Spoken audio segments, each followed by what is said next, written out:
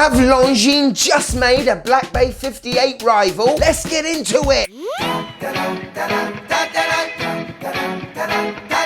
Yes, and welcome to the Mad Watch Collector Show. So happy to be talking about a Longines again. And not any old Longines, no. So the thumbnail is a little bit tongue-in-cheek, where you've got Rolex as the father and Tudor as the son. In the Swatch group, I see Omega as the father and Longines as the son. And to be fair, that is doing a disservice to Longines because they are a fantastic brand with so much history, it's ridiculous. And when it comes to a competition between Longines and Tudor, Tudor gets the boot. However, this watch today is an attack by the Swatch group to try and pull in the lovely Tudor Black Bay 58 money.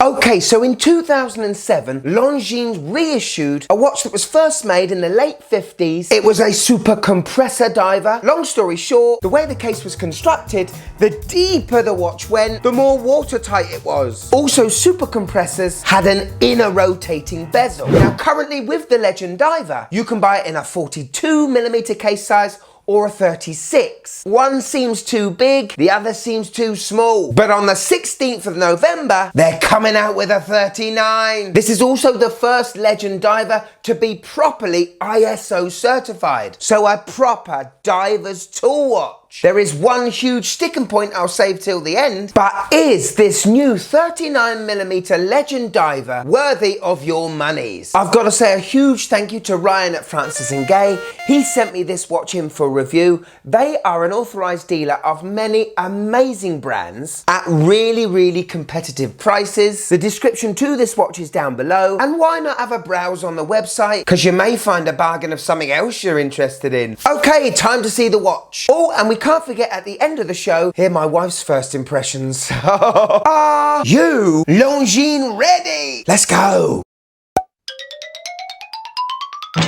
So ladies and gentlemen, here it is, the Longines Legend Diver. Looks pretty. I'm a huge fan of Longines. They've got so many amazing watches from the past to draw inspiration from or to completely reissue. This isn't an actual super compressor, more a super compressor style. Now this is going to come in either a black dial version or a blue dial. You're also going to be able to get this on a beads of rice style bracelet. Francis & GAYE sent me the watch with this lovely suede brown strap. But this is a very attractive watch, isn't it? Super compressors are very distinctive in the fact there's always two crowns on one side. Around the 2 o'clock is how you twist the inner rotating bezel insert, and just before 4 o'clock is how you operate the time. I do love that cross hatching on those crowns, nice and chunky too. I'm going to enjoy twisting those. Now with most sports watches you buy, you tend to see brushing on the tops of the lugs or on the face of the watch. However, on the Legend Diver, that's not the case with this one. That beautiful execution of the brushing is on the sides of the case, and what a beautiful job they've done with it too. That polished look elevates the vintageness, doesn't it? More on the dial in a minute, but look how you just sink into that black abyss of that lacquered dial. First impressions, this is a lovely watch. Quick spec check! Right, so we've got a 39mm case, 12.7mm thick. For a 300-meter diver, that's pretty darn excellent, seeing as though this is the biggest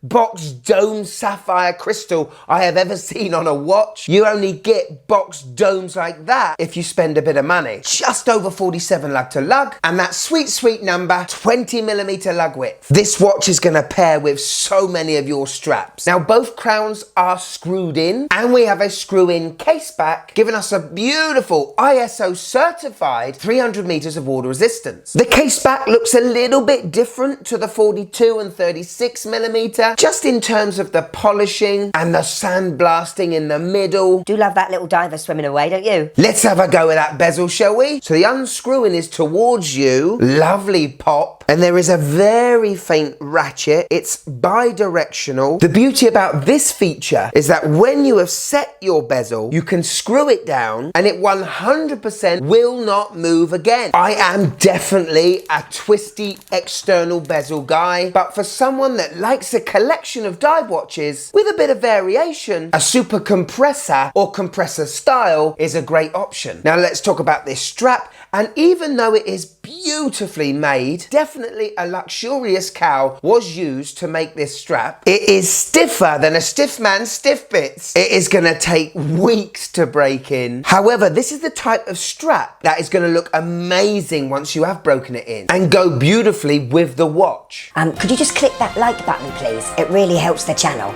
Thank you. Okay, let's look at the face. Dial time. And even though it isn't a military tool or a former military tool, I do get military vibes because everything is printed on this dial and bezel insert. Everything is very clear and to the point, very legible. The colour on the bezel insert matches the dial. It's a very shiny, polished lacquer, and it is so black. It does give that look that the markers are sort of floating. I'm not a massively huge fan of the handset. The hour hand is a little bit, shall we say, phallic, and I'd much prefer an arthritic thumb of a Tudor snowflake hour hand. But it does go well with the dial. With your eyeballs, you just slide down that bezel insert and drop into this abyss of blackness. Yes, we don't have anything applied on this dial. Does it need it? I don't think it does. So we've got lume on the hands, lume on the indices, and lume on the insert. Yeah. Out of 10, how does this puppy glow?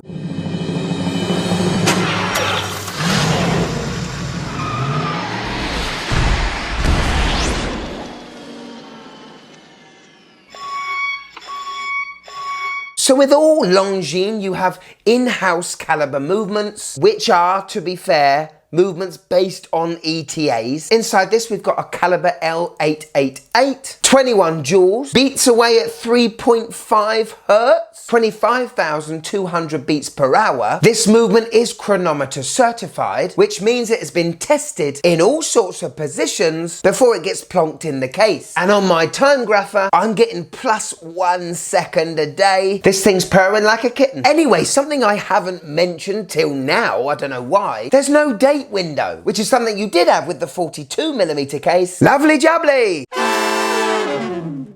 On my 6.5-inch wrist, and everybody, this is the size watches should be all the time. The 39mm sits so well on my wrist. I love how it hugs the wrist. And amazingly, it's another watch that Longines have made where I think they've been listening to their customers or reviewers, because they've always had a problem of making their watches too big. Just my opinion. But if they start making their watches a 40mm or a 39, Longines stock will rise and rise and rise. I just love how dark that dial colour is. Almost like a piano black colour. And it's different to anything I have in my collection. There is definitely room for a super compressor, I tell you that. This is what I would probably call a dress diver. I'm not sure if you'd even want to go swimming with it. It's too pretty. One thing I have to say about the strap, it is stiff. It will take you a few weeks to get this thing soft.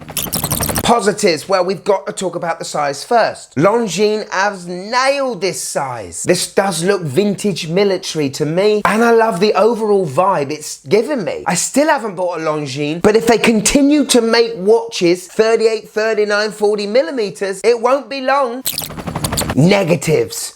Okay, I've got to talk about the price. The tag right here. So on the 16th of November, this watch is going to be £3,050. Whoa, that is a lot of money, isn't it? Now, even though I said this was a competitor to the Tudor Black Bay 58, when I look at that watch and I see the applied markers and the refinements to it, I don't think they got the price right. We all know that Swatch is increasing their prices to a stupid level these days. I love Longines, I love this watch, but they can't start charging £600 more than the 42mm just because it's COSC and ISO certified. I don't know, it just doesn't sit well with me, but I honestly do think this is a mark in the sand. The Swatch Group have told Longines it's time to step up to the plate. I can see more and more references from the brand being at a more traditional size and maybe even competing with Omega's market. As a watch, this is beautiful. It just doesn't come with a beautiful price. Here it is, my wife's thoughts of the 39mm Legend Diver. I quite like it. It reminds me of a roulette wheel. Actually, a sundial. Yeah, I'm getting more sundial vibes. Like the strap too. Longines, you just smashed it. You don't know how lucky you've been. Thank you so much for watching till the end. A big thanks to Francis and Gay Jewelers. Love it. Check their website out. Amazing stuff. Click here if you want to be a member. Go deeper if you want some merch. But if I've got you for a few more minutes, why don't you check this beast out? This is what they call in the continents magnifique. Go on, click it. It's amazing. Click it, click it.